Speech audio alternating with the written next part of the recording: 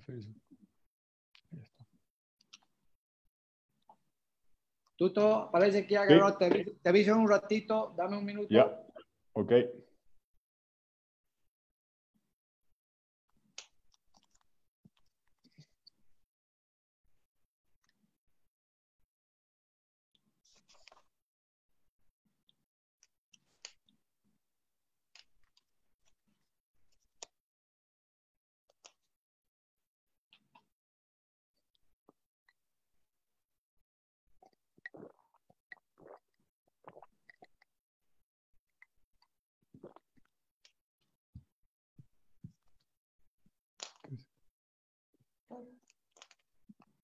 Muy bien. Buenas tardes.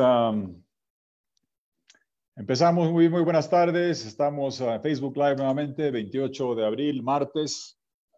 Un gusto poder estar con ustedes nuevamente a las 5 de la tarde en una nueva sesión de Facebook Live.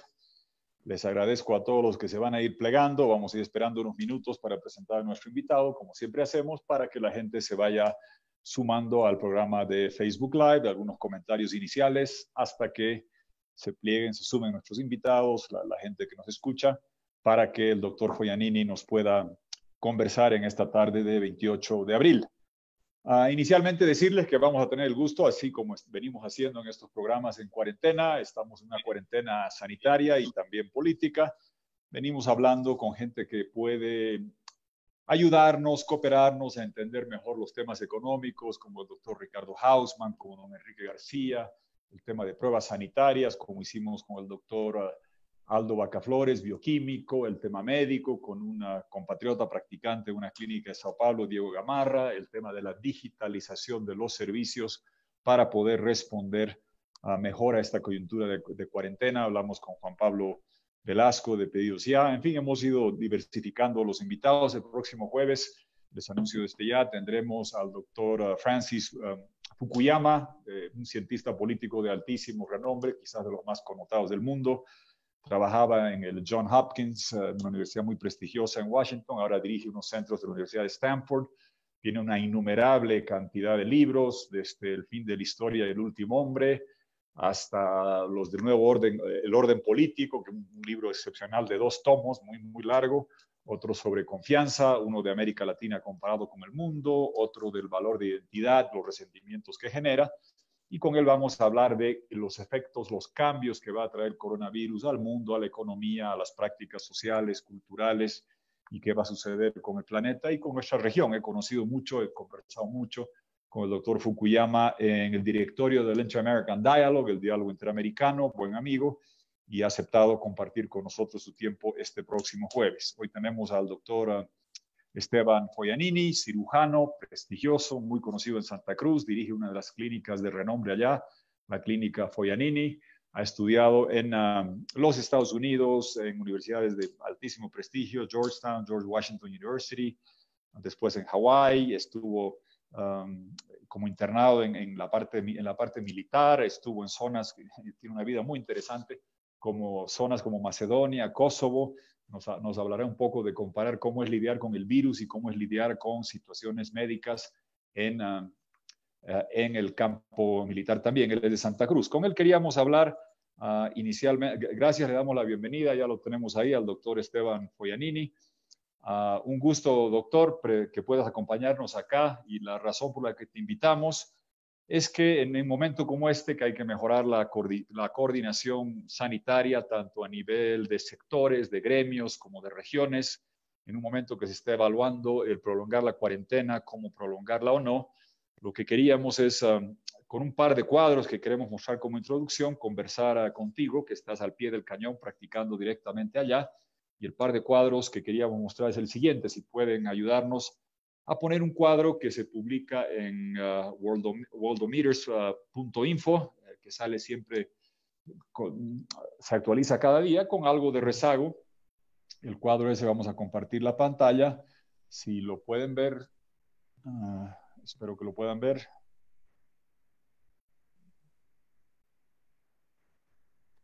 Esperando unos segundos. Perfecto. Ahí está el cuadro. A ver, este sitio web de Worldometers, W de Warnes, worldometers.info, worldometers.info en inglés, va recopilando los datos de casos de fallecidos, de casos activos, de casos recuperados de todos los países del mundo con un poco de rezago. ¿Cuál es la preocupación que una y otra vez hemos visto acá? Que la cuarentena no es un fin en sí mismo, es un periodo donde nos vamos a casa para detener la propagación, se hacen unos pagos de bonos, economía informal, economía formal, hemos hablado largamente de eso en varias otras sesiones, pero ¿qué se busca hacer? Incrementar el testeo y como pueden ver ustedes este cuadro, si se acercan bien, ahí están los países de Sudamérica, no quiero comparar con Islandia, ni con Corea del Sur, ni con Alemania, y si vemos en la región, ustedes pueden ver la columna de la extrema derecha, tiene el test por millón de habitantes. Y vemos allí de que exceptuando los números de Venezuela, que absolutamente nadie cree por la situación tan peculiar que atraviesa ese país que está diezmado y destrozado y colapsado, verán que el país que más está testeando es Chile, que testea casi 8.700 por millón de habitantes, pueden ver en la columna a la derecha. Perú, casi 7.300, Uruguay 5.000, va bajando. Y llegamos al final Bolivia con los datos que se tenía hasta hace unas horas, 496 exámenes por millón de habitantes. Vale decir que cuando hay países vecinos que están en el nivel como Argentina de 1.100, Brasil 1.600, Perú 7.200, Chile 8.600, nosotros andamos debajo de 500 test. En el lado positivo, obviamente el saber de que el número de casos por millón de habitantes es considerablemente inferior a varios otros países. El número de casos por millón de habitantes en Chile es de 750, en Perú de 870, Ecuador son altísimas, 1.400 prácticamente, en el caso de Bolivia alrededor está en el número de 87. Entonces podemos decir sí tenemos menos casos por millón de habitantes, pero si comparamos el número de test que se hace comparado con los casos, vemos que sí, podemos tener una décima parte de los casos, pero comparado con países que están haciendo 15 o 20 veces más test, el tiempo determinará si esto se debe a que tenemos menores infectados o que no estamos testeando lo suficiente. La mejor manera de estar tranquilos y las recomendaciones internacionales son de que se incremente el número de test notablemente. Voy a seguir hablando un poco. A ver, nos dicen que el doctor Foianini ha perdido la luz o ya ha retornado. ¿Ha perdido la luz? Sí, estamos esperando que se reconecte el doctor Esteban Foianini. Pero después de este cuadro, el siguiente, que es importante para mostrarles, que queríamos compartir, el de la incidencia regional. Si podemos poner el siguiente, ahí pueden ver, los números están pequeños, pero pueden ver que claramente hay esta situación particular que lleva, me voy a acercar un poco si me disculpan, a de que en Santa Cruz, con cerca del 30% de la población, tenemos el 54% de los casos. La Paz, menos casos que el porcentaje de población. Oruro, menos de 5% de la población, más del 9% de los casos. Beni también. Entonces, si uno va viendo esto y compara población por casos, claramente nota que Santa Cruz, como sabemos, Beni recientemente, y Oruro, donde se suponía que había un silencio epidemiológico, tienen mayor número de casos, mayor proporción del número de casos que lo que tienen de la población. Por eso queríamos hablar y vamos a conversar con el doctor Esteban Foianini en un rato más. Estaba ya conectado, estamos buscando reconectarlo. Muy bien, quería hacer unos comentarios iniciales hasta que tengamos al doctor sobre el tema sanitario y la coordinación requerida en base a lo que estábamos viendo. Hemos visto desavenencias entre un comité científico internacional, gremios internos, ojalá se puedan limar las asperezas y coordinar tareas, porque creo que este no es un momento ni de celos ni de desavenencias, se requiere profundizar la coordinación sectorial, así como la regional. Vemos con preocupación que han empezado a surgir asperezas entre el gobierno central y algunos sedes de gobernaciones. Creemos de que se debe dejar de lado cualquier politización de esto, se debe trabajar con cualquier gobernación, sea esta afín al gobierno o sea del movimiento al socialismo, porque se debe mantener esta coordinación sectorial y regional también, lo mismo en la parte institucional. Vemos que en diputados están aprobando una ley para condonar 50% de los alquileres. Hicimos un programa de cómo aliviar al sector informal, cómo ayudarlos en el pago de luz, agua, gas, teléfono, celular, cómo darles ingresos. Hablamos del bono universal, los bonos etarios que pasaron a ser bonos universales, pero sería complicado que en aras de todos ayudar descoordinemos y que una ley diga que te condonan 50% de alquileres y que un decreto diga que tienes un periodo de 3 meses sin pagar alquileres. La gente no va a saber a qué atenerse y creo que así como se debe fortalecer la coordinación sanitaria sectorial regional, también la parte institucional a fin de no confundir a la gente. Está de vuelta el doctor Joyanini, un poco más oscuro de lo que veíamos antes. Gracias, doctor. Mostrábamos en tu desconexión el hecho de que en Santa Cruz, quisiéramos empezar por ahí, en Santa Cruz claramente hay un porcentaje de casos mucho más alto que la población. Santa Cruz tiene un poco menos de 30% de la población boliviana y más de la mitad de los casos, lo que ha sido consistente. Empecemos quizás por ahí, doctor. Gracias por compartir con nosotros esto. ¿Por qué es que se ve este fenómeno de mayor incidencia de casos? Ahí tienes el cuadro donde están las cifras, el porcentaje de casos por departamento y porcentaje de población, que muestran que Santa Cruz y en menor medida Oruro y ahora el Beni tienen mayor porcentaje de casos que porcentaje de la población. Si podemos empezar de cómo explicas lo que está pasando en Santa Cruz. Claro, llama la atención el fenómeno de lo que está pasando en Santa Cruz. Sabemos que los primeros casos originaron en Santa Cruz y hubo otro en Oruro, pero de las cosas que podemos entender de esto puede ser por dos fenómenos como yo lo veo. O se están haciendo más pruebas y más gente está acudiendo a hacerse una atención y comunicando al CEDES para generar las pruebas, o puede ser por el hecho de que Santa Cruz tiene un aeropuerto internacional, tiene una población de extranjeros más alto que en otros sectores de Bolivia, y ustedes me tendrán que decir si es que hay una mayor incidencia de personas viajando desde Santa Cruz hacia el extranjero que el resto del país. Los primeros casos que tuvimos claramente fueron de personas que estuvieron en Europa principalmente y que regresaron a Bolivia, y también de gente que venía extranjero hacia aquí y comenzó a tener una infección más comunitaria, si quiere. Así es, bueno, de la experiencia, doctor, que hemos visto y en países, por ejemplo, en Ecuador, lo de Guayaquil. Guayaquil es un poco una suerte de Santa Cruz en Ecuador.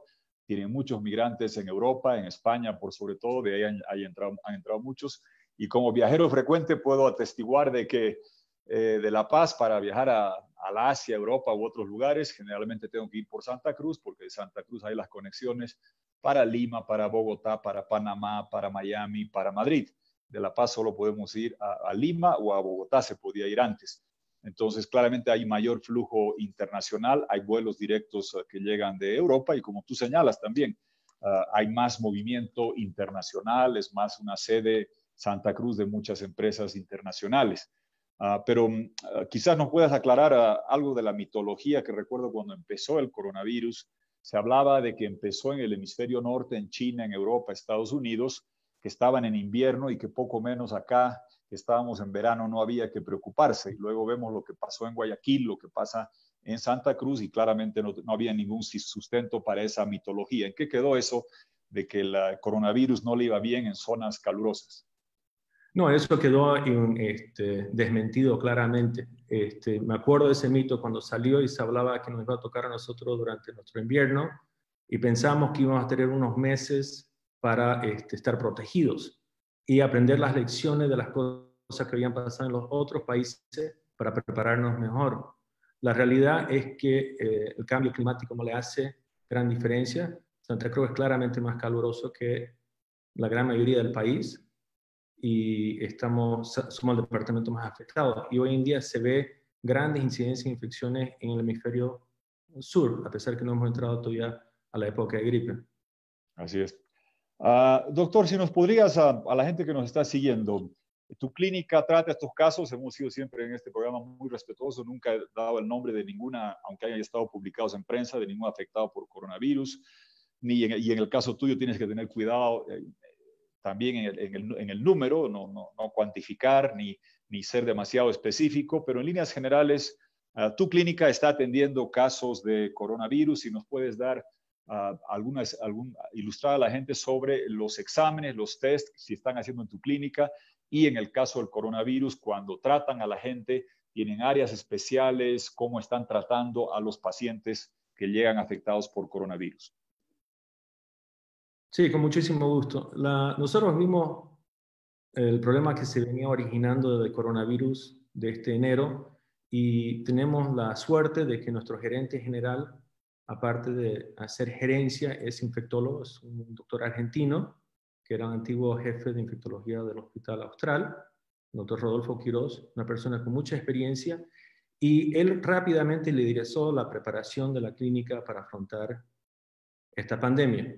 Entonces se comenzaron a gestionar protocolos y procesos en la clínica, asignar áreas, ir creando protocolos de cómo manejar los pacientes, ir entrenando al personal en el debido manejo de estos pacientes. También hemos trabajado conjuntamente con el CEDES en el Departamento de Santa Cruz y también con el Ministerio de Salud, porque nuestra misión siempre ha sido de apoyar. Somos una institución privada, pero no vemos que nuestro rol es trabajar con la parte pública y apoyar con nuestros conocimientos.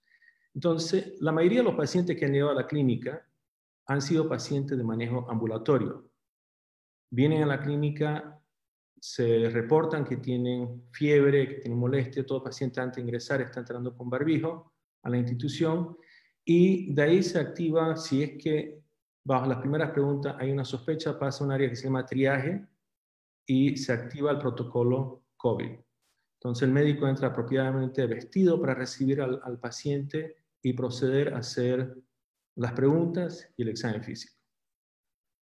Si el paciente no tiene indicación de internación, se le toma la muestra y el paciente es despachado a casa con instrucciones y el doctor Quiroz y el doctor Sandoval, que es médico internista, le hacen seguimiento diario por vía telefónica, dándole las recomendaciones y viendo cómo viene la progresión de la enfermedad. Eso es un servicio que, después de la consulta original, es un servicio que no tiene ningún costo, ¿ya? Y ya se han viralizado un par de videos de pacientes que hemos atendido, y una de ellas que salió por internet, Inés España, que es una persona muy conocida en el medio, salió por Facebook y ella dejó un mensaje, entonces esto de conocimiento público, agradeciendo las atenciones que había dado la clínica. Después tenemos otros dos sectores. Tenemos un sector no crítico para pacientes COVID en la clínica que está separado del resto de la población de pacientes. En ese ¿Físicamente es separado de la zona regular del hospital? Correcto. ¿O está en el mismo edificio? En el mismo edificio, pero una zona apartada y contenida. Bien.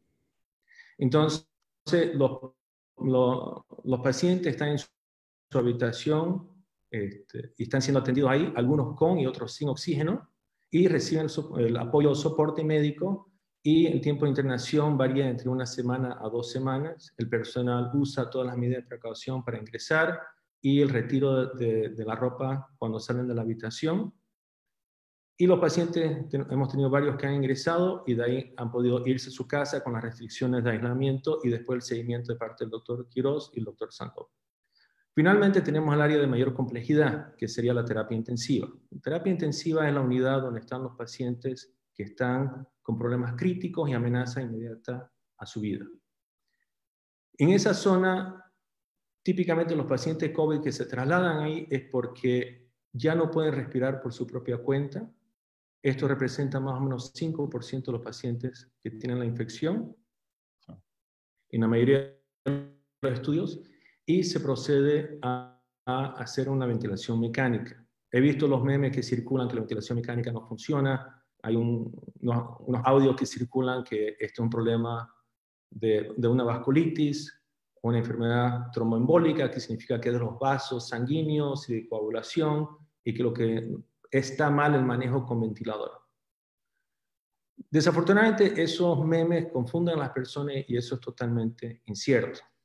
Los pacientes que están en un estado extremo, porque esto es una neumonía, y quiero resaltar a la población que un gran porcentaje de los pacientes pueden ser asintomáticos, no sentir ningún síntoma.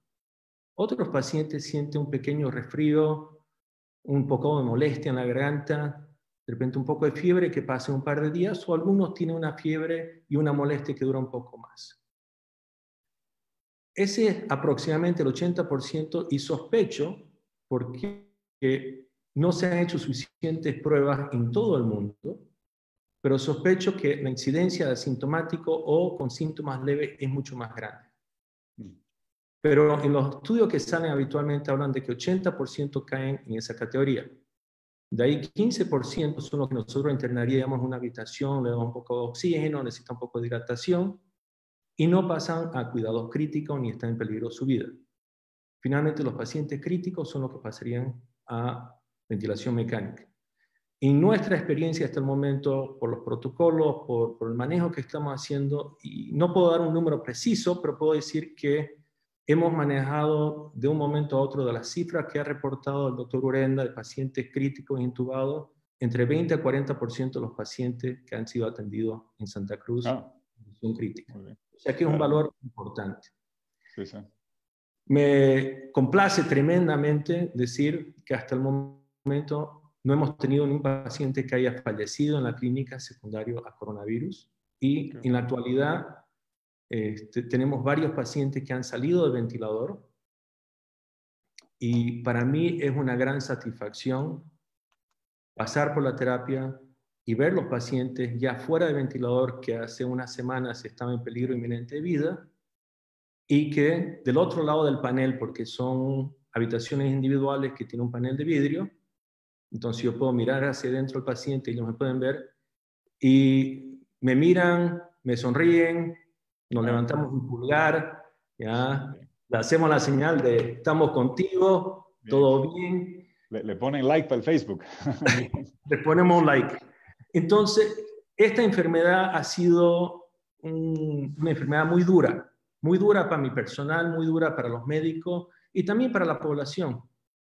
Y he tenido momentos de agobio y preocupación, pero cuando llego así a nuestra unidad y veo los pacientes y los veo mejor, realmente me llena el corazón y me entra una gran alegría. Yo soy una persona como cirujano y como ex cirujano militar, me considero duro, pero confieso, me he echado a llorar. Qué De emocionante. ver los pacientes y la alegría de verlos saliendo adelante. Entonces, quiero transmitir eso a la población. Esto no es una enfermedad que va a matar a la mayoría, va a matar a un grupo pequeño.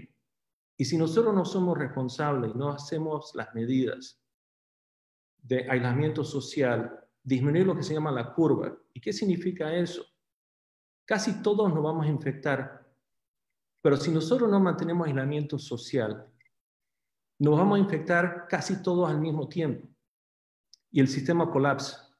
Y siendo cirujano de trauma, creo que la mejor explicación que puedo dar es si un paciente recibe un impacto de bala, su posibilidad de sobrevivir en un hospital es alto. Pero si a ese mismo hospital le llegan 50 pacientes con impacto de bala, colapsa el sistema y ese paciente puede ser que se muera. Entonces eso es lo que está viendo España y lo que está viendo Italia. El sistema colapsó. El sistema no puede responder por el gran número de pacientes. Entonces, al tomar estas medidas que estamos haciendo, estamos aplanando la curva, que significa que se va a infectar casi la misma cantidad de gente, pero el periodo es mucho más largo. Y eso permite a la parte de salud responder y atender apropiadamente a los pacientes. Bien, doctor, no, muy emocionante lo que cuentas y sobre todo la satisfacción que es, me imagino, mezcla de competencia, de capacidad, de probidad de la gente que trabaja contigo y también un poco de buena fortuna de que todos los pacientes que han llegado a la clínica Foglianini hubieran hasta ahora todos se hubieran recuperado. Cuéntanos, sin dar nombres, cómo es la escena cuando la persona que ha estado con ventilador se recupera y la familia viene a recogerlo sin dar el nombre, o si puedes dar el nombre. Esa escena me imagino que es como resucitar a alguien, cómo se siente. Compártenos un poco esa experiencia que debe ser extremadamente gratificante. Bueno, no hemos llegado a esa fase todavía. Hasta el momento los pacientes que se han estudiado siguen todavía en la terapia intensiva. Estas son enfermedades que conllevan mucho tiempo y es variable. El primer paciente que llegó a la clínica estuvo en ventilador 3 semanas. Tenemos un paciente más joven, cercana a mi edad, 50 y poco, que a los 5 días salió de máquina. pero ahora pasé y estaba sentado comiendo gelatina. O sea, entonces, y puedo compartir un momento cuando el primer paciente sacamos de máquina, su hijo me mandó un mensaje de texto. Y realmente me conmocionó lo que dijo. Y decidí compartirlo con el personal de terapia porque quiero que entiendan esto es un trabajo de equipo y todos estamos asustados. No puedo mentir. Nosotros como personal médico estamos asustados cuando vamos a atender a un paciente, pero entendemos que es nuestra obligación. Yo he atendido pacientes COVID, he entrado a hacer procedimientos con esos pacientes, entendiendo que conlleva un riesgo. Y el personal también me ha dicho en su momento de su susto y su miedo de trabajar y de llevar la infección a su casa. Pero por suerte, el personal, las enfermeras, los médicos, los camilleros, inclusive la gente de limpieza entiende de que están trabajando en una clínica y están ahí para salvar vidas. Entonces, leí el mensaje del hijo de este señor y estaban las enfermeras, varios médicos, la psicóloga, entre otras personas, y la reacción de ella fue comenzar a aplaudir, porque les tocó. Sino el aprecio de la familia, la felicidad de ver que el Señor, que nosotros pensamos que se iba a morir, que venía recuperando, y anticipamos que va a tener una recuperación plena. Muy bien, muy lindo. Qué linda escena. Entonces, doctor Esteban, si nos puedes ampliar a ver un poco, la explicación está clara. La clínica funciona con, digamos, el área regular, tienes el área de cuidados para gente que está en peligro y la área, digamos, del 5% de los cuidados intensivos. Dinos se escucha noticias y se lee, obviamente con tristeza, de gente que está en la línea de ayuda, como policías que han sido contagiados, enfermeras, médicos en otros lugares. En tu clínica, si nos puedes compartir, todo el personal administrativo, de limpieza, enfermeras, camilleros, ¿todos bien? Sí, nadie del personal de la clínica ha sido infectado, ni uno de los médicos, ni una de las enfermeras. Y es curioso, hace unos días atrás participo en muchos webinars, conferencias como esta con médicos de distintos países, y había uno manejado por la Universidad de Miami y estaba un médico de Milán. Y él comentó que en su hospital los cirujanos, como yo, tenían un 30% de incidencia de contagiarse de COVID. Y era porque sus oficinas estaban todas muy cerca una al otro y no respetaron ese distanciamiento social. Mientras que entre las enfermeras de terapia y los médicos de terapia no había ningún infectado. Entonces, cuando uno usa la ropa adecuada, y la ropa adecuada no implica ponerse un traje de astronauta, hay mucha equivocación por los medios, porque desgraciadamente las imágenes pegan. Uno ve a la persona vestida con su traje de conejito blanco, con la máscara facial, con 4 guantes encima, con 2 gorros, y realmente no es necesario. La OMS ha sacado las pautas de lo que es apropiado y el uso del material depende de cuánta intervención va a haber con el paciente. Entonces, si voy a hacer una intervención como yo hago traqueostomía, que es para ayudar a que el paciente salga del ventilador, eso es algo controversial, lo he hecho. Muchas sociedades científicas dicen no lo hagan porque el cirujano se expone demasiado, pero la realidad es que creo que si uno toma las medidas apropiadas y sé que ayuda al paciente, entonces amerita. Entonces ahí sí usamos la máscara N95, uso una máscara facial y se toman unos resguardos un poco distintos. Pero no se requiere todo lo que uno está viendo en las imágenes y casi como un comparativo, a veces la gente cuando tiene un herido de bala me dice, doctor, le sacó la bala. Y le digo, no había para qué sacarle la bala, estaba muy profundo, no importa, ya hizo su daño. ¿Y por qué hago esa analogía? Porque en las películas el hombre o la persona siempre se salva cuando le sacan la bala. Y la gente se ha hecho esa imagen, que es totalmente errónea.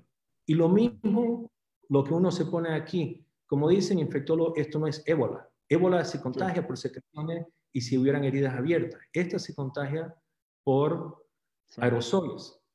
Y el problema es que la gente toca esos aerosoles que caen y después se toca la cara y se contagia. Entonces las medidas son un poco distintas. Un par de preguntas más, Esteban, sobre temas que se repiten bastante de, digamos, la distribución etaria de la incidencia del coronavirus, que cuanto mayor es uno, más fácil que caiga bajo el coronavirus. El doctor Diego Gamarra de Sao Paulo nos decía, si una persona de 40 años tiene una infección respiratoria y tiene diabetes, tiene tanta posibilidad como una persona mayor que está más sana. Háblanos un poco sobre quiénes son los grupos más vulnerables, tanto desde el punto de vista etario como de las condiciones preexistentes o de otra clase de afecciones. Sí, estás absolutamente cierto. Es muy importante resaltar este punto. Como yo le digo a mis hijos, que están 18, 21 y 27, que ellos no son personas a riesgo su vida. Mis sobrinos, que algunos son muy pequeños, de 3, 5 años, esta enfermedad no lo debería matar. ¿Hay historia de gente, pacientes pediátricos muriendo? Absolutamente, pero es una gran excepción. Es muy, muy, muy por abajo del 1%. Entonces, la incidencia comienza a aumentar a partir de los 40 años. De 40 a 50 se habla más o menos un 0,2%. Cuando uno pasa de 50 a 60, más o menos 0,5%. Y después ya comienza a aumentar arriba a los 60 años. De todas maneras, en la edad que más se ha medido, que arriba de los 80 años, la incidencia de mortalidad está entre 8 a 10%. Entonces, y después cuando se habla de enfermedades, son básicamente la hipertensión, la diabetes, enfermedades coronarias del corazón o enfermedades pulmonares. La gente habla de enfermedades renales, ¿ya? Pero no, esas son baja incidencia. Entonces, esos 4 que le digo, la quinta que habría que aumentar, que no lo reconocieron los chinos, pero sí lo reconocieron los americanos, es obesidad. El paciente obeso es un paciente de alto riesgo en esta enfermedad, ¿ya? Entonces, yo diría, a partir de los 60 o 63 años, que es más o menos el corte en un estudio, hipertensión, diabetes, problemas coronarios, problemas pulmonares o obesidad. Obesidad. Bueno, entonces los que estamos todos en cuarentena, a no entusiasmarse en el comedor. Hacer un poco de dieta también. Saliendo ya de la parte de la clínica, de los pacientes, de las 3 zonas, de cómo se trata a los pacientes, un poco ilústranos cómo funciona el engranaje, los engranajes, el armado regional de esto. Cómo combinan el sistema de seguridad social público. Sé que tú no eres autoridad, respeto mucho al trabajo que está haciendo el doctor Oscar Urenda, lo conozco muy bien, un doctor que ha hecho servicio público como diputado, lo conocí muy bien, lo vemos frecuentemente dando toda la información con mucho realismo, mucha profesionalidad, pero explícanos un poco cómo está integrado en Santa Cruz el funcionamiento del sistema privado, del sistema de cajas, del sistema público con el CEDES, en cuanto a protocolos, atención de pacientes, recepción, traslado, cómo está funcionando ese andamiaje regional.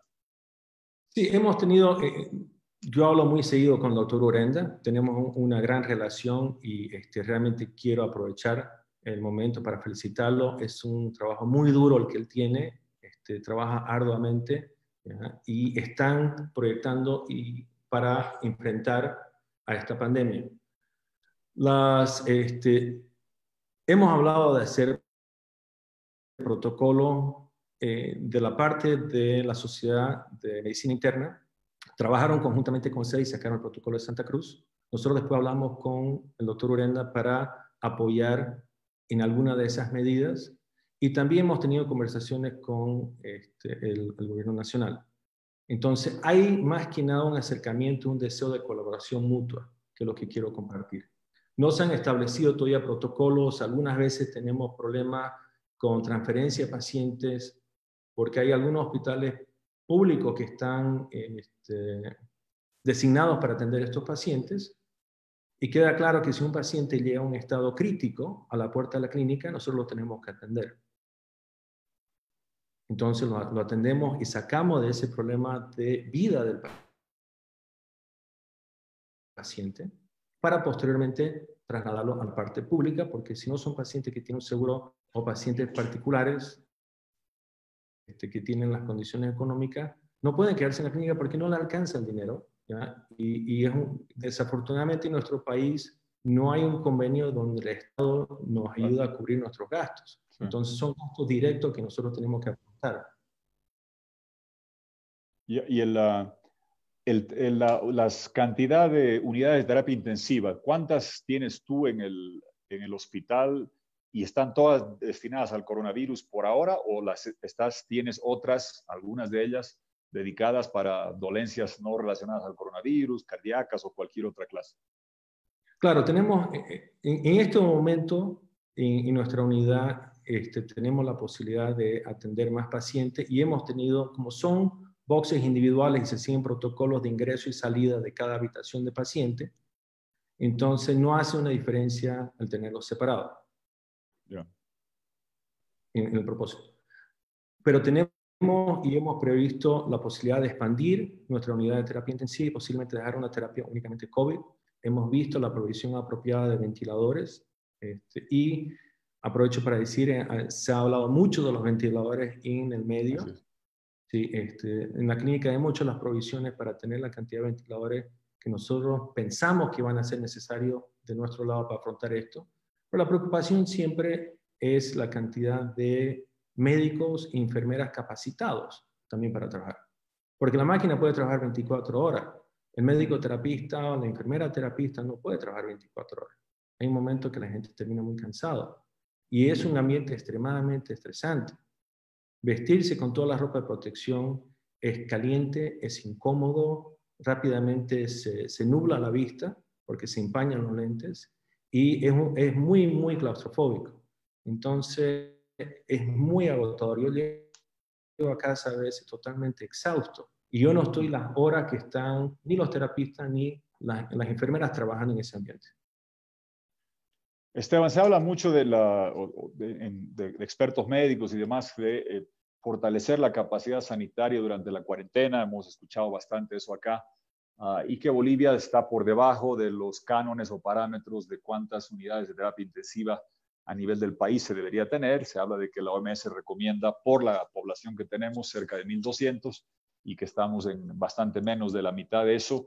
¿Cómo ves tú el esfuerzo desde donde estás de incrementar la cantidad de unidades de terapias intensivas? Y detállanos un poco cuál es la limitación que ves. ¿El número de respiradores, el número de intensivistas o el resto de lo que requieres para establecer una unidad de terapia intensiva? Ok, yo regresé a Bolivia el año 75. Mi padre era cirujano, se formó en Estados Unidos.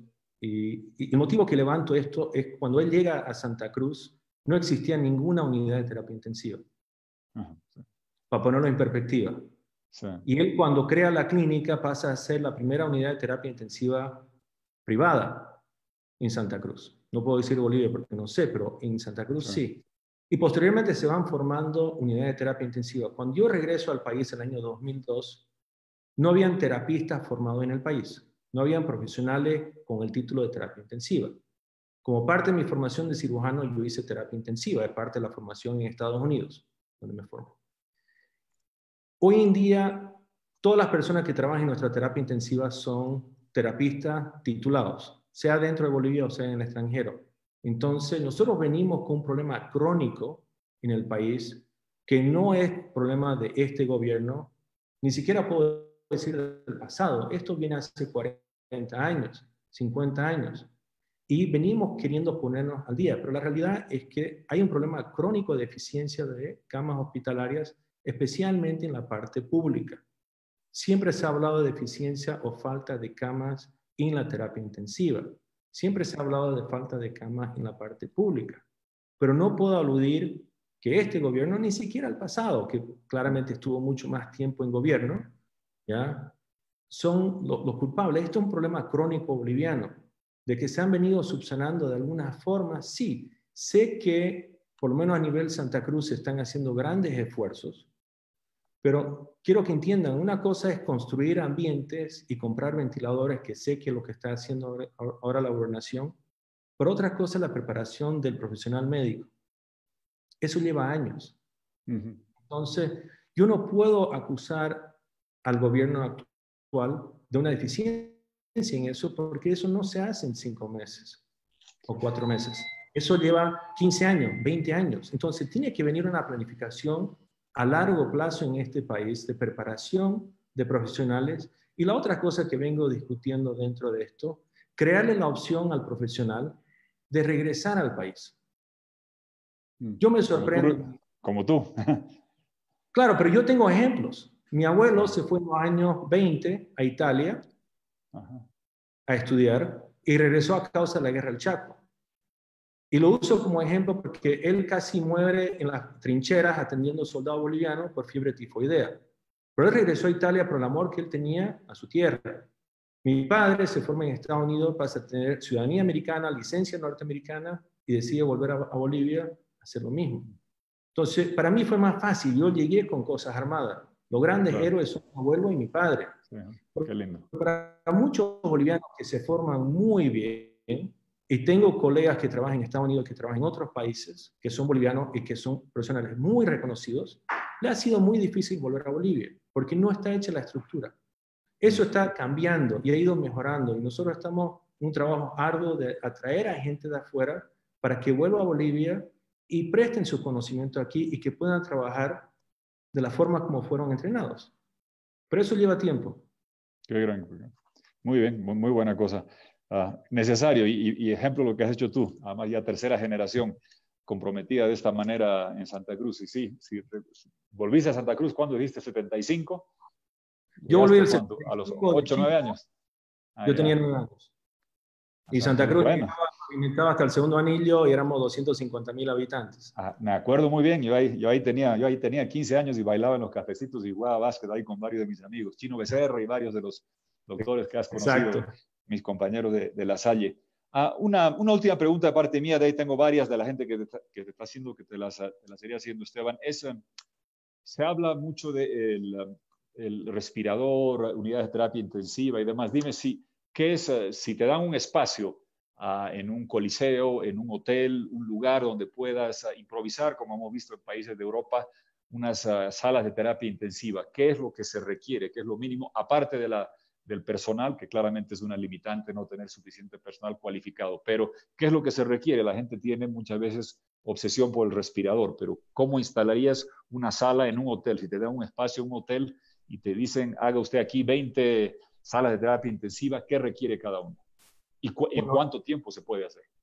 Bueno, las unidades individuales no solamente necesitan ventilador, necesitan también un monitor cardíaco multiparamétrico que llamamos, que mide la presión, que mide la frecuencia cardíaca, la saturación de oxígeno, que es extremadamente importante en estos casos, también la eliminación de CO2 o dióxido de carbono, pero también a veces mediciones de presión invasiva. Entonces, ese sería un aparato separado. Después de eso necesitas bomba de infusión, necesitas tener una cama adecuada. Estos pacientes a veces hay que pronarlos. Pronarlos significa darle la vuelta y que estén boca abajo. Y se ha demostrado que los pacientes mejoran su oxigenación con eso. Eso requiere entrenamiento con el equipo, porque hay medidas específicas para hacerlo y necesitas personal. Para pronar a un paciente de forma adecuada necesitas que 5 personas se pongan la ropa de protección para poder girarlo de forma apropiada. Aparte de eso, necesitas también otras medidas. Necesitas otros especialistas fuera de la terapia intensiva, porque estos pacientes pueden hacer problemas gastrointestinales. Recién salió un artículo de Mass General, de Harvard, que escribieron un par de amigos míos, y ellos hablan de que 2 a 4% de los pacientes pueden tener cirugías abdominales por problemas tromboembólicos, de los pacientes que están críticos. También pueden hacer fallos renales, entonces tenés que tener unidades de diálisis. Entonces es muy difícil armarlo en un galpón. Se puede, he visto que en Inglaterra han hecho eso, pero hay personas que han pensado que por simplemente comprarse un ventilador están protegidos y pretenden ser atendidos en su casa. Eso no es racional. Eso no es racional. Y con las personas con las que he hablado le he dicho eso, ¿ya? Pero porque necesitas todo el otro apoyo. Claro. Y necesitas médicos que sepan manejar esto. Y lo que ha pasado en Italia y en España, que esos médicos o se han enfermado o no han alcanzado. Porque en el momento que un médico se contagia, se tiene que retirar de cuarentena 2 semanas y perder un soldado. Entonces estás trayendo otros médicos que pueden ser muy buenos en lo que hacen, pero no están acostumbrados a la terapia intensiva. En ende comienzan a haber errores y aumenta la mortalidad de los pacientes. Por eso vuelvo a insistir en la necesidad de aplanar la curva. Y la curva de Bolivia viene bien, basada en los números que he visto. Venimos muy parecidos a Argentina, mejor que otros países en la región, definitivamente mejor que Italia y España. Entonces, mi esperanza es que se tomaran las decisiones apropiadas y se cerraron las fronteras, si se hizo un aislamiento, social en el momento indicado. Bien. Te paso ahora entramos a la fase, Esteban, rápido de, como podríamos denominarle, consultas gratuitas. Aquí vas a recibir preguntas de la gente. Hago todos los días. que quiere así, me imagino que sí. Tengo un cuñado, Humberto Villavicencio, doctor también, y sé que sí, claro. Lo debes conocer. Recibe muchas de ellas. Luis Antonio Abularach pregunta, ¿qué se sabe sobre posibles tratamientos con anticoagulantes y antiinflamatorios? ¿Son ciertos los mensajes que están circulando en redes? Son relativamente ciertos. Ha habido mucha discusión sobre esto. Los estudios que salieron originalmente de China hablaban de que los antiinflamatorios estaban contraindicados porque hacían que hubiera mayor propagación del virus, se quedaba más tiempo en el paciente.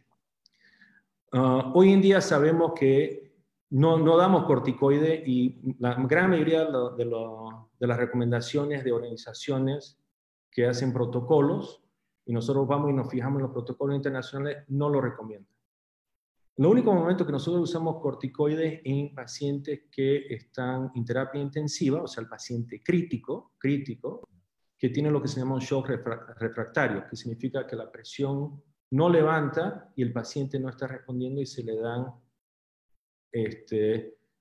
puede añadir en ese contexto corticoides. En el tema de la anticoagulación se ha demostrado, y la conferencia que atendí el otro día, hablaban de autopsias que habían hecho en Zurich a pacientes que mostraban de que sí, hay un problema de una vasculitis y formación de trombo. Pero esto no es la mayoría de los pacientes, esto es en la población de pacientes que están críticos.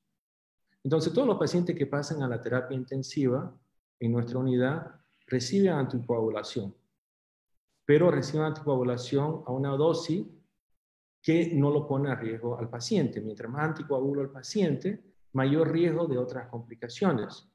Ahora, en algunos pacientes específicos, si es que tiene ciertos valores laboratorios o las condiciones ameritan, ya se entra a un consenso y se le puede aumentar la coagulación. Pero tengan mucho cuidado, esto no es que para prevenir el coronavirus me voy a tomar corticoides o voy a comenzar a inyectarme un anticoagulante porque vas a tener complicaciones mayores, sin duda. Esto es solamente en su grupo de pacientes muy críticos y bajo un criterio muy claro y no está, a ver, una discusión entre los distintos médicos, porque inclusive en esa conferencia que estuve no había consenso de cuándo dar los anticoagulantes, porque la evidencia no está ahí todavía, pero sabemos que puede servir. Gracias, Esteban. Aquí Edson Fuentes pregunta, ¿qué medidas recomienda el doctor Foianini para enfrentar esta enfermedad desde la casa en el caso de que un familiar se enferme con este virus?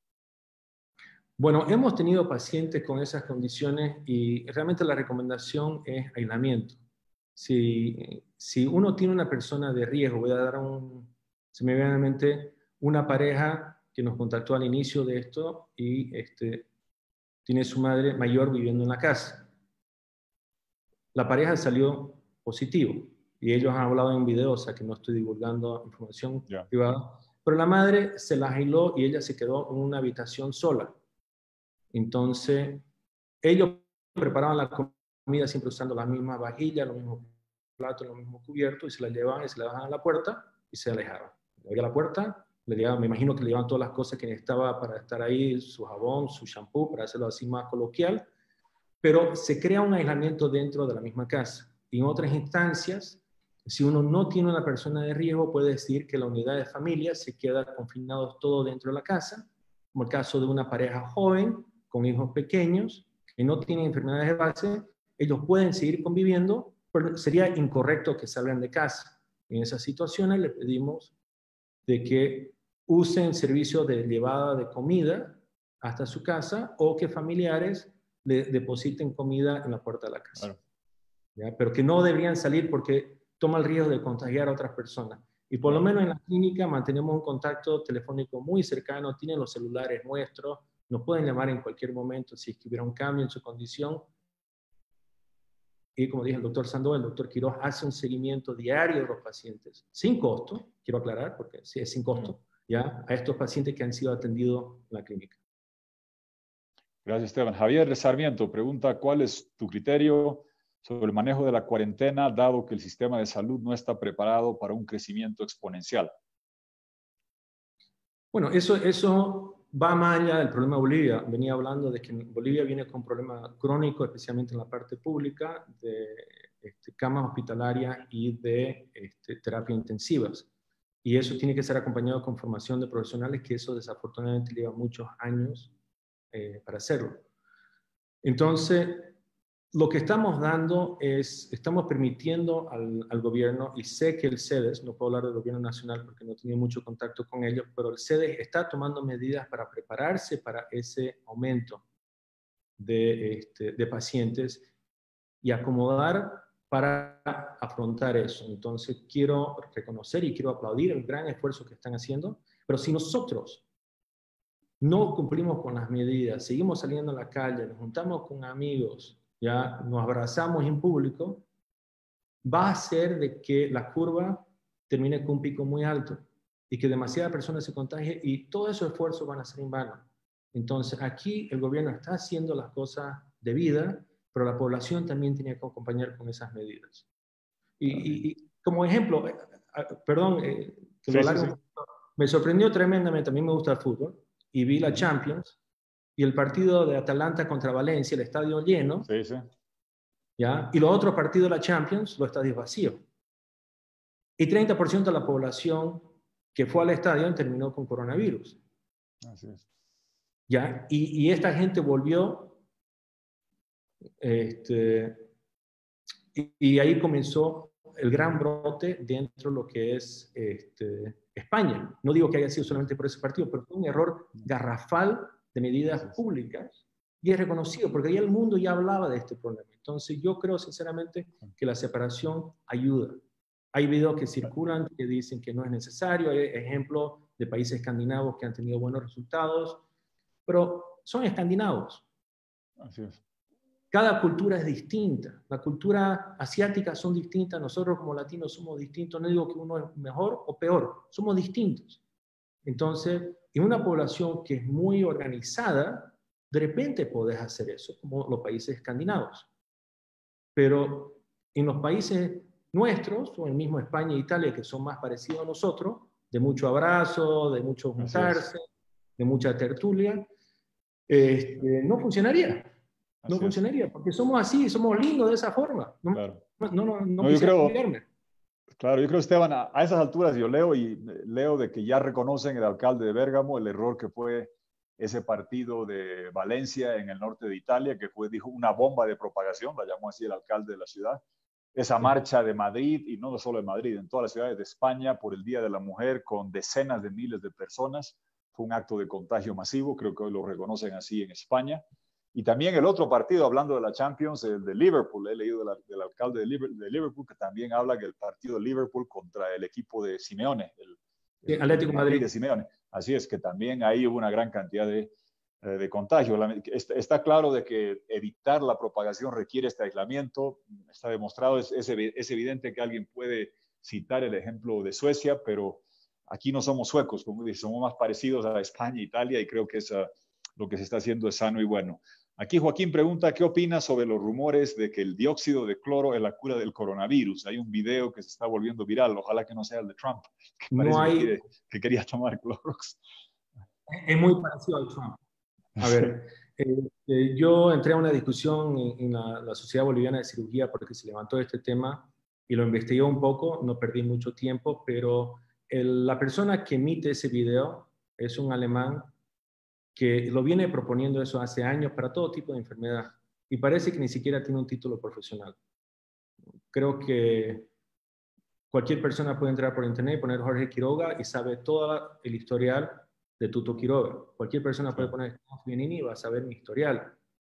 Esta persona no hay ninguna evidencia que sea científico, a mi conocer, y no hay ningún trabajo científico que yo haya visto en ninguna de las revistas médicas que le da ninguna validez a esto. Y voy a aprovechar aquí y de repente un poquito de controversia, siguiendo la controversia. Entonces, hay que tener mucho cuidado con los videos y las cosas que se ven. Hay que mirar la evidencia científica. Hay personas que son mucho más inteligentes que yo, mucho más capacitados que yo, que están trabajando arduamente en esto, en grandes instituciones del mundo, y esto no le están dando ninguna base. Y es casi como lo que decía Trump, que de una vez nos metemos un detergente a la avena, ¿ya? Salud, O sí. encontramos alguna forma de meter una luz ultravioleta al cuerpo y ustedes ya pueden elegir Sí. por dónde, ¿ya? Sí. Eso es absurdo. Eso es absurdo. Claro, sí. No, es evidente y segundo lo que dices de que, a ver, las redes sociales nos permiten hacer esto, nos permiten compartir mucha información, pero hay que saber discernir, porque muchas veces pensamos que información falsa es lo que hablan otros. No, nosotros también muchas veces circulamos sin querer información que es estrambótica, que entra en un preconcepto, un prejuicio y que la circulamos rápidamente. Yo te digo, en el campo político yo leo un montón de información en contra del MAS, de corte político, que me consta que es falsa, pero que veo que hay gente que la reparte alegremente. Lo mismo, pero mucho más peligroso, sucede en el campo médico. Aquí Oliver Melgar pregunta, ¿las cámaras de desinfección que se están utilizando son positivas, sirven o son humos distractivos? Son humos distractivos. Si algo, son extremadamente dañinos. Yo me veo ¿Sí? obligado cuando voy a lugares a pasar por ahí, porque si no, no puedo obtener la comida, porque contrario a lo que la gente pueda pensar, yo también voy a comprar la comida para la casa el día que me toca. Y hago labores de casa también, porque nos toca a todos. Pero se ha publicado, no hay ninguna evidencia que estos túneles ni la desinfección de las calles funcionan. Pero ayuda a las personas a tener un sentido de seguridad que es falso. Se ha demostrado, y le puedo pasar después artículos si desean, sobre las organizaciones científicas que dicen que esto no funciona y si algo aumenta el peligro a las personas. Entonces, uno es que no funciona. Otro, que los químicos pueden ser irritantes, tocan la mucosa. A mí los túneles que más me aterran no son los que están abiertos, sino los que tienen el plástico que Claro, trae sí, el sí, virus. sí.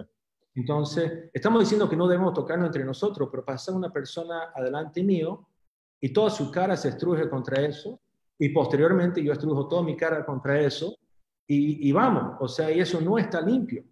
Ay, Entonces, es casi como pegarse con un billete. sí, sí. No está bien. Bien Pero a la interesante. población le da una sensación de tranquilidad porque se piensa que están haciendo algo. No hay ninguna evidencia, de nuevo, que eso funcione. Gracias, interesante, Esteban. Jorge Céspedes dice, en caso de que se flexibilice la cuarentena, ¿qué medidas mínimas deberíamos considerar para nuestro diario vivir y qué debemos hacer al llegar a casa? Entonces, un ciudadano común, ponte que se flexibiliza, algún día se va a ir flexibilizando, si no es hoy, si no es mañana, algún rato se va a flexibilizar. ¿Cómo cambia nuestra vida? Porque el coronavirus no se fue. ¿Qué haces diferente de lo que Eso es una hacías muy buena antes pregunta. al llegar, salir de la casa? Sí, a ver, nosotros tenemos que estar mucho más conscientes de la necesidad de higiene de mano. Lavarnos las manos de forma casi continua. Quitar la costumbre de llevar la mano a la cara. Quitar la costumbre de apoyarnos sobre muebles en lugares públicos o poner las manos ahí. Las manos se quedan con uno. Yo ando todo el día con las manos en el aire. No toco nada. Y tras que toco algo, cargo alcohol en gel y me lavo las manos, o si puedo lavarme con jabón, que sería más eficiente. El jabón es mejor que el alcohol en gel. ¿Ya? Lavarme con agua y jabón. ¿Qué va a cambiar? La verdad es que los expertos no saben. Las discusiones que se vienen entendiendo es que lo más probable es que se vayan liberando por grupos etarios, tratando de sacar los grupos que son de menor riesgo para conseguir lo que se llama inmunización de rebaño. ¿Qué significa eso? Si 60 o 70% de la población se contagió y mantiene inmunidad ante esta enfermedad, la enfermedad se corta, porque ya rebota. Yo puedo hacer un contacto nuevo, Claro. lo conozco en persona a Jorge Quiroga, ¿ya? Él ya está con anticuerpos, yo no lo puedo transmitir y ahí muere la infección. Entonces la idea es que eventualmente llegaríamos a eso, se conoce en inglés como herd immunity o inmunidad de rebaño, y la otra es eventualmente la creación de una vacuna, que podemos expandir un poco más adelante. La realidad es que los grupos de riesgo, pacientes arriba de 60 años, especialmente si tienen comorbilidades, o el caso, digamos, mi madre o mi suegro que está en sus 70, casi 80 años, son personas que yo estimo que van a estar encerrados y confinados mucho más largo. Y eso es una realidad. La gente más joven debe salir para volver a hacer que el país sea productivo y a mover la economía. Pero nosotros vamos a tener que mantener a las personas que ya están arriba, y pueden ser gente que trabaja mucho y van a tener que aprender a trabajar de casa, o algunos pueden ser retirados, ¿ya? Pero esa población se va a tener que quedar en casa por los próximos meses y puede ser mucho más largo que eso. No se sabe ahorita. Leo dos más de la gente en aras del tiempo. Clotilde pregunta, doctor, usted con la experiencia en unidades de terapia intensiva, ¿está familiarizado con la organización del Hospital Pampa de la Isla, que está destinado para pacientes de COVID-19 para la mayor parte de la población? Creo que pide Clotilde qué esperas del funcionamiento del Hotel Pampa de la Isla y si sabes algo de ese hospital, perdón. No, del Hospital Pampa de la Isla. Nunca he visitado el Hospital en Pampa de la Isla. He hablado con su director médico en una ocasión, he hablado con Oscar Urenda. Sé que es uno de los puntos de recepción de pacientes públicos en Santa Cruz. Sé que lo tienen equipado y lo siguen equipando, siguen aumentando la capacidad del hospital, ya anticipando el incremento de necesidades en esa institución. Pero nadie estaba preparado para esta pandemia, seamos ciertos. O sea, se hablaba todavía en enero de que esto iba a ser algo leve. Tenemos experiencia con otras pandemias de otros coronavirus. Ahora estuve leyendo, hay 7 coronavirus que flotan en el mundo. Hubieron 2 pandemias asociadas, el SARS y el MERS, 2003 y 2008. Y el SARS en particular es muy parecido a esta enfermedad y se contuvo rápidamente. Entonces creo que el mundo dijo, esto es un problema de chino, origen en China, asiático. Ahí, y no nos va a llegar, y si nos llega, no va a llegar aquí a mucho tiempo. Y tenemos tiempo, y la verdad es que nos agarró desprevenido a todos, ¿ya? Pero tengo entendido que el Hospital Pampa de la Isla está preparado y están adecuando y aumentando su capacidad en este momento. Gracias. A ver, hago 12, que son las últimas que vamos a leer y después vamos a cerrar el programa. Pregunta, ¿cuán prudente es habilitar colegios? Una preocupación de un padre de familia, que es un punto de aglomeración de hijos menores. Como doctor, ¿cómo ve usted la posibilidad de reabrir colegios? Y la otra, un poco más casera y cotidiana, es algún cuidado especial con los billetes que circulan de mano en mano. Ok. Entonces, lo primero, de los colegios. Ha habido algunos países, si no me equivoco, Dinamarca ha abierto las puertas a estudiantes hasta los 11 años. Como mencioné previamente, los niños no están a riesgo de morir de esta enfermedad, pero evidentemente están a riesgo de contagiarse la enfermedad y servir de vectores o contaminar a otras personas. Entonces, lo que ha hecho Dinamarca es solamente un grupo pequeño y manteniendo separación. Los niños pueden jugar en el colegio, pero manteniendo separación entre ellos, con mucha higiene de manos y en aula también están separados. Entiendo la preocupación de padres, mis hijos ya son un poco mayores, ¿ya? Pero podrían regresar al colegio, pero el cuidado es cuando vuelven a la casa y con quién están en contacto y manteniendo esas poblaciones a riesgo, que son las personas mayores, totalmente aisladas. Entonces, si el caso es que los niños viven con una persona de riesgo, esa persona de riesgo debería seguirse manteniendo aislada, inclusive dentro de su casa. La otra pregunta era sobre... Los billetes. ¿Algún cuidado con los billetes que circulan mano a mano? Sí, la recomendación actual es no usar billetes. Eso no es factible en nuestro país, donde la tarjeta de crédito y los otros métodos... No tenemos, la banca digital no está tan profundizada. Sí. Entonces, podés agarrar, yo en mi casa tengo un spray desinfectante, ya, que mata el 99.9%, y quiero aclarar, no soy trampa, así que no voy a recomendar ni que lo tomes, ni que te lo inyectes, porque puedes echar al billete. Poder rociar el billete si te preocupa. Si también otra medida es sacar algunos billetes y dejarlo 48 o 72 horas. Sabemos que el virus se desactiva después de un tiempo. Entonces, si podés rotar los billetes, otro método más sencillo, pero si no, rociarlo. Y dentro de lo posible, evitar usar billetes o papel. Bien. Gracias, Esteban. Esas son las preguntas que queríamos de la gente. Yo quisiera concluir con un par que me dejan a mí particularmente interesado e impresionado.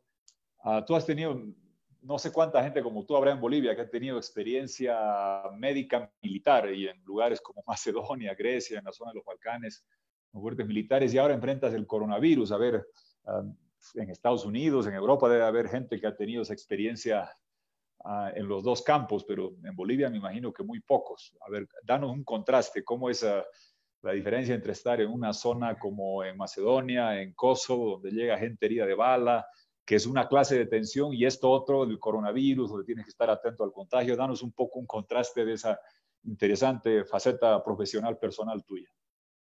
Tiene similitudes. Yo pensaba el otro día, el primer día que entré a hacer una traqueostomía, que es un procedimiento de alto riesgo, poner un tubo en el cuello de un paciente para aliviarlo y sacarlo del ventilador.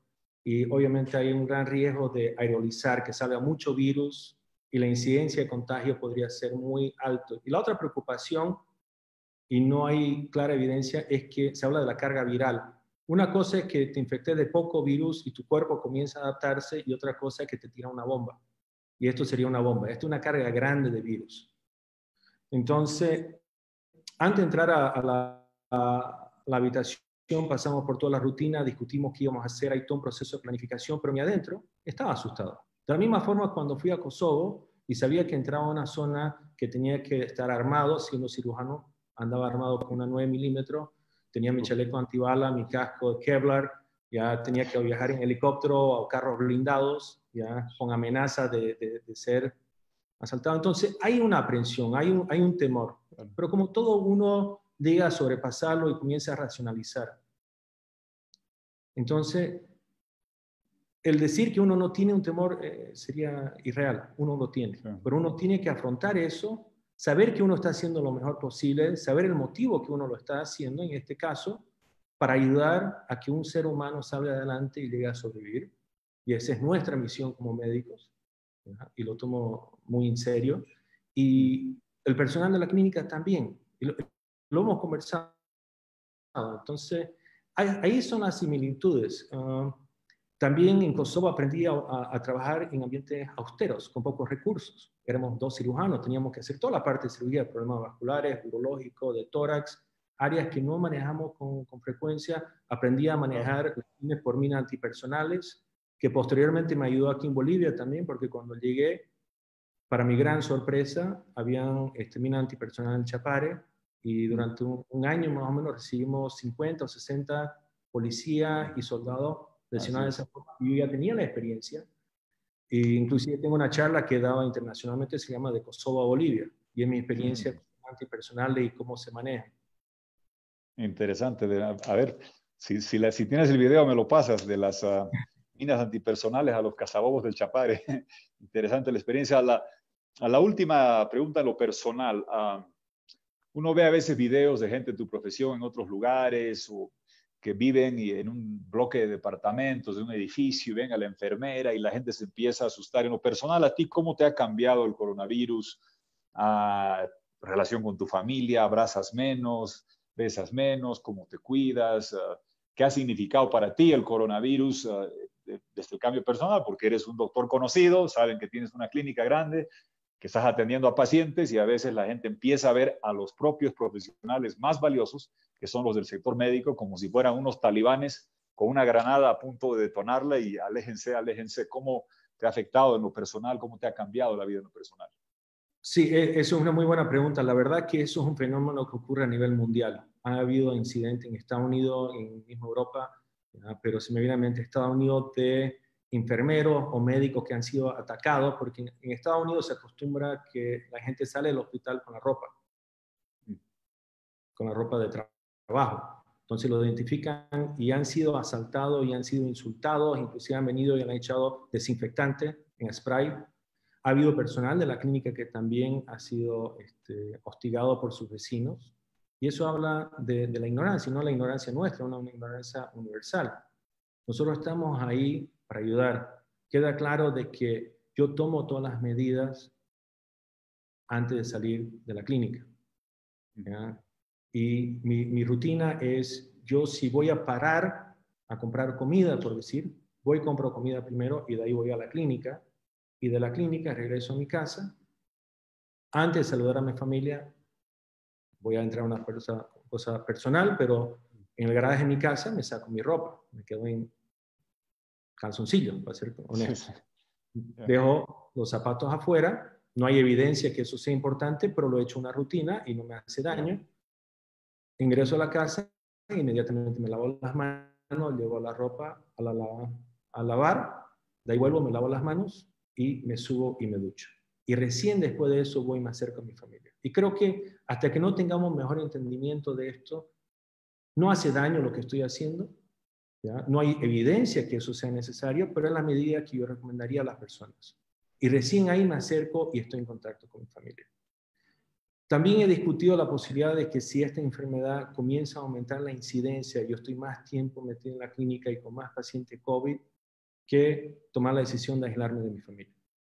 Y esa es la decisión que han tomado algunos colegas en Estados Unidos. Inclusive hay una historia de un médico que se fue y se quedó en la casa de The Tree House, en la casa que está en el árbol. ¿Ya? Y dormía ahí y desde el otro lado lo saludaba a su familia que estaba encerrada en la casa. Hay miedo de contagiar a la familia. Es racional también eso. Pero creo que si uno toma las medidas apropiadas, ese riesgo es muy bajo. Bueno, gracias, Esteban, y te agradezco. Muy interesante la conversación, muy profunda, muy rica, y de parte mía te hago extensivo lo que decía ese mensaje de texto del hijo del paciente que se ha mejorado, el agradecimiento a lo que haces tú, toda la gente de la clínica.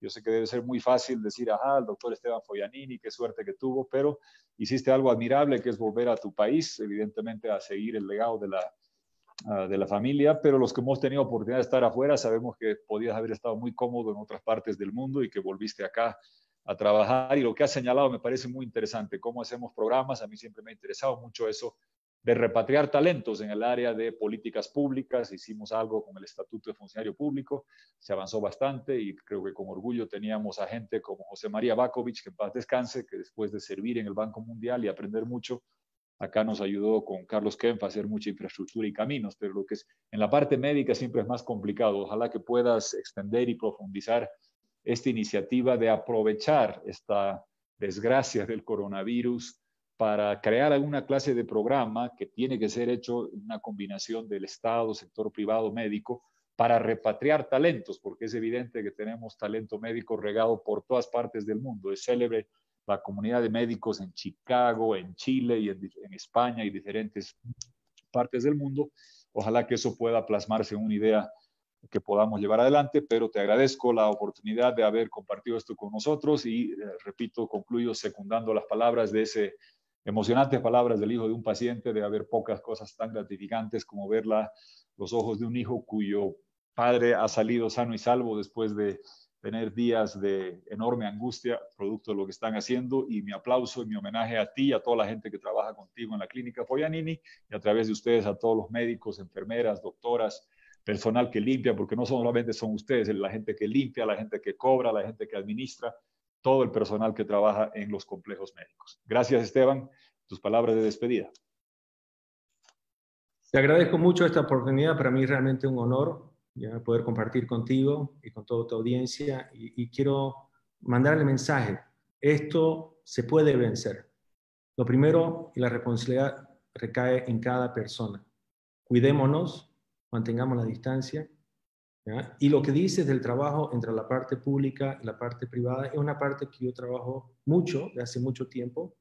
Hay cosas que yo hago aquí que la gente no se entera y por eso mi buena relación con la gente del CEDES.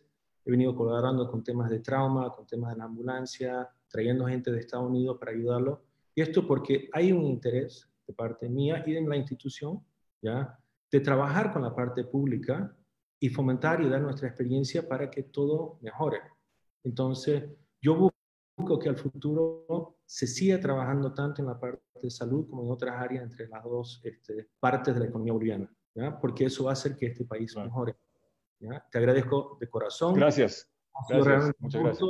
¿Ya? Y manténganse todos a salvo. Gracias, Esteban. Gracias a ti, a todos a quedarse en casa. Muchas gracias, amigos.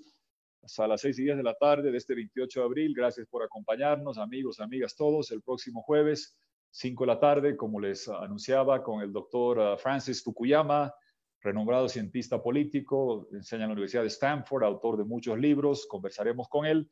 La sesión va a tener que ser con el doctor Fukuyama en inglés. Después haremos para la transmisión en diferido, le pondremos subtítulos. También aquí podríamos haber hablado en inglés con Esteban, con el doctor Fukuyama no habla castellano, o sea que tendrá que ser en inglés para los que quieren seguir en vivo, y después para la transmisión en diferido le agregamos subtítulos. Gracias, doctor Foglianini. Gracias, amigos. Buenas tardes.